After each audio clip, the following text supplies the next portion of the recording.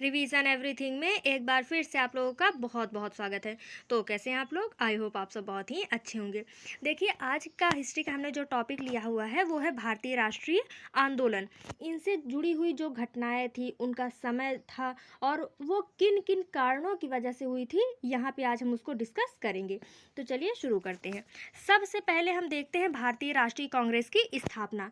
इसकी स्थापना 1885 में हुई और इसके संस्थापक एओ ह्यूम थे, जो कि स्कॉटलैंड के रहने वाले थे।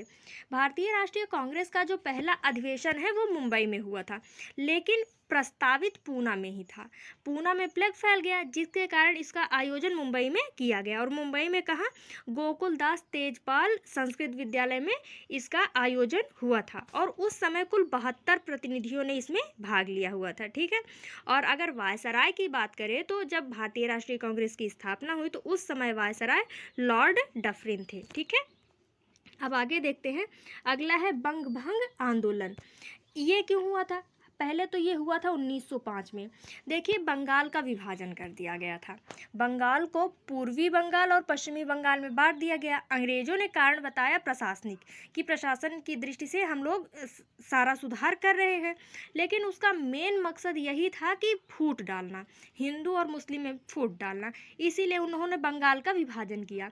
तो बंगाल के विभाजन के कारण ही बंग भंग आंदोलन शुरू हुआ, जिसको स्वदेशी आंदोलन कहते हैं। तो ये स्वदेशी आंदोलन याद रखिएगा कि पूछा जाता है कि पहली बार स्वदेशी आंदोलन कब हुआ था, तो बंगाल विभाजन के बाद। फिर अगला है मुस्लिम लीग। मुस्लिम लीग की स्थापना, इसकी स्थापना 1906 में हुई थी और किन्होंने किया था? तो आगा खां और सलीमुल्लाह खां ने इसकी स्थापना की थी। और कहाँ पे की थी? तो ढाका में की थी, जो वर्तमान बांग्लादेश में है। ठीक है। फिर अगला है कांग्रेस का विभाजन। ये 1907 ईस्वी में हुआ था। इस समय जो कांग्रेस थी वो नरम दल और गरम दल में बट गई। इसको सूरत विभाजन भी कहते हैं, क्योंकि 1907 में जो कांग्रेस का विभाजन, मतलब कांग्रेस का जो अधिवेशन हुआ था वो सूरत में हुआ था और इस अधिवेशन की अध्यक्षता रास बिहारी बोस ने की थी। ठीक है। तो इसको भी ध्यान रखिएगा। फिर अगला है मार्ले मिंटो सुधार। ये 1909 में हुआ था। इसमें मुस्लिमों के लिए पृथक निर्वाचन क्षेत्र दे दिया गया। कहने का मतलब है कि जिस भी क्षेत्रों में मुस्लिम जनसंख्या ज़्यादा है, वहाँ पे प्रशासनिक दृष्टि से छोटे पद से लेकर, प्रशासनिक नहीं, राजनीतिक पद के छोटे पद से लेकर बड़ी पद तक केवल और केवल मुस्लिम ही होंगे।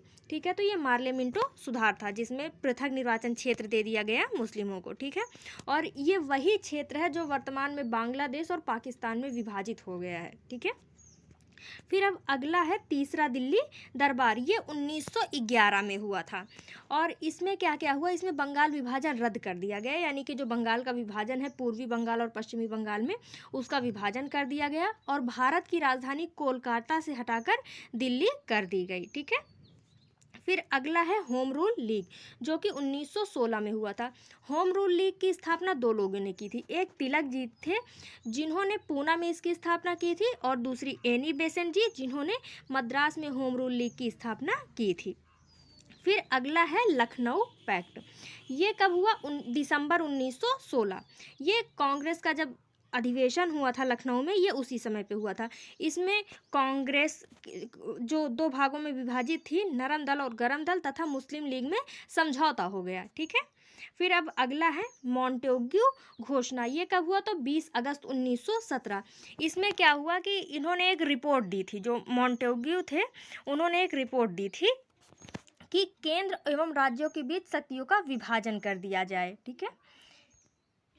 अगर मॉन्टेग्यू की बात की जाए तो ये भारत का राज्य सचिव था। कहने का क्या मतलब है कि इंग्लैंड की संसद में एक अलग से मंत्री नियुक्त किया जाता था, जो भारत में आकर वायसराय के ऊपर निगरानी रखता था। ठीक है। तो उस समय जो भारत का सचिव था इंग्लैंड की तरफ से, वो मॉन्टेग्यू था। फिर अगला है रोलेट एक्ट। ये कब हुआ? ये हुआ 19 मार्च 1919 को। इसको काला कानून कहते हैं। देखिए, भारतीय क्रांति को दबाने के लिए सिडनी रोलेट ने इसे लाया हुआ था। इसके तहत क्या था कि अगर किसी व्यक्ति पर शक है तो उसे शक के आधार पर गिरफ्तार कर लिया जाएगा और ना ही उसे वकील दिया जाएगा और ना ही उस पर कोई अलग से उसके पक्ष में कोई कार्यवाही की जाएगी। ठीक है। फिर 6 अप्रैल 1919 को इसी के कारण देशव्यापी हड़ताल हुआ। ठीक है, और इसको काला कानून कहते हैं। गांधी जी ने इसे कहा बिना दलील, बिना अपील और बिना वकील का कानून इसे कहा है। ठीक है, अब आगे देखते हैं। अगली घटना है जलियांवाला बाग हत्याकांड, जो कि 13 अप्रैल 1919 पे हुई। इसमें निहत्थे लोगों पर जनरल डायर ने गोलियां चलवा दी थी। ठीक है, इसका डेट याद रखिएगा, 13 अप्रैल 1919। फिर अगला है खिलाफत आंदोलन। ये 1919 में शुरू हुआ और भारत में इसकी अध्यक्षता अली बंधुओं ने की थी और बाद में गांधी जी इस आंदोलन के अध्यक्ष हुए। इसमें क्या था कि जो तुर्की के खलीफा थे, खलीफा के पद को समाप्त कर दिया गया और तुर्की का विभाजन कर दिया गया था। इसी के विरोध में विश्व में भी और भारत में भी जो मुस्लिम समुदाय थे वो विरोध कर रहे थे, जिसको खिलाफत आंदोलन कहा गया। भारत में शुरुआत अली बंधुओं ने की थी और बाद में इसकी अध्यक्षता महात्मा गांधी ने की। ठीक है, फिर आगे है असहयोग आंदोलन। ये कब हुआ? तो 1 अगस्त 1920। ये जो कांग्रेस का नागपुर अधिवेशन हुआ था उसमें इसको पारित किया गया था कि असहयोग आंदोलन किया जाएगा, और इसको शुरू किसने किया था? तो महात्मा गांधी ने इसको शुरू किया हुआ था। फिर अगला है हंटर आयोग की रिपोर्ट। ये 28 मई 1920 को आया था और ये जो हंटर आयोग बनाया गया था ये जलियांवाला बाग से जो संबंधित रिपोर्ट थी ये उसके लिए बनाया गया था। 2 हंटर आयोग हैं, एक शिक्षा से संबंधित है, वो वाला अलग है। ये हंटर आयोग दूसरा है जो कि जलियांवाला बाग से संबंधित है। ठीक है, फिर अब अगला है चौरी चौरा कांड। ये 5 फरवरी 1922 में गोरखपुर के उत्तर प्रदेश में हुआ था। यहाँ पे जो असहयोग आंदोलन के क्रांतिकारी थे उन्होंने एक पुलिस थाने में आग लगा दी जिसमें 23 पुलिसकर्मी जिंदा जल गए थे। ठीक है, फिर इसी के बाद से ही जो असहयोग आंदोलन था उसको समाप्त कर दिया गया। फिर अगला है स्वराज पार्टी की स्थापना। इसकी स्थापना 1 जनवरी 1923 को हुई थी। इसके संस्थापक मोतीलाल नेहरू और जो सचिव थे वो चित्तरंजन दास जी थे। जब असहयोग आंदोलन की समाप्ति की गई उसके बाद ही स्वराज पार्टी की स्थापना मोतीलाल नेहरू जी ने की थी। ठीक है, फिर अब अगला है हिंदुस्तान रिपब्लिक एसोसिएशन। इसका जो गठन है वो अक्टूबर 1924 में किया। सचिंद्र सान्याल, चंद्रशेखर आज़ाद और सुखदेव जी इसके संस्थापक थे। फिर अगला है साइमन कमीशन की नियुक्ति। इसकी नियुक्ति 8 नवंबर 1927 में हुई थी।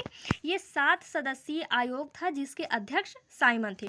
1919 में जो मॉन्टेग्यू चेम्सफोर्ड सुधार आया था उसी की जांच के लिए ये साइमन कमीशन का गठन किया गया था। अब गठन हो गया तो अब अगला है कि साइमन कमीशन का भारत में आगमन। इसका आगमन 3 फरवरी 1928 को किया गया था और भारत में इसका बहुत विरोध हुआ। लाला लाजपत राय जी विरोध कर रहे थे तो पुलिस के लाठी से उनको चोट लग गई, जिसके बाद ही लाला लाजपत राय जी की मृत्यु हो गई। फिर अब अगला है नेहरू रिपोर्ट। साइमन कमीशन के विरोध में ही नेहरू रिपोर्ट प्रस्तुत की गई थी। ठीक है, ये अगस्त 1928 में मोतीलाल नेहरू जी द्वारा लाई गई थी जिसमें स्वायत्त राज की बात की गई थी। ठीक है, फिर अगला है बारदोली सत्याग्रह। ये अक्टूबर 1928 में हुआ था। वल्लभ भाई पटेल जी द्वारा इसकी अध्यक्षता की गई। बारदोली गुजरात में है। इसकी अध्यक्षता वल्लभ भाई पटेल जी द्वारा की गई थी और फिर वहाँ की महिलाओं ने ही इनको सरदार की उपाधि दी थी। ठीक है, अभी और भी सारे महत्वपूर्ण घटनाएं बची हुई हैं जिनको हम अगले वीडियो में कवर करेंगे। तब तक आप लोग इनकी डेट सहित इनको इतना याद करिए, रिवाइज करते रहिए। फिर अगले वीडियो में हम इसके आगे की घटनाओं के बारे में चर्चा करेंगे। मिलते हैं अगले वीडियो में। Thank you.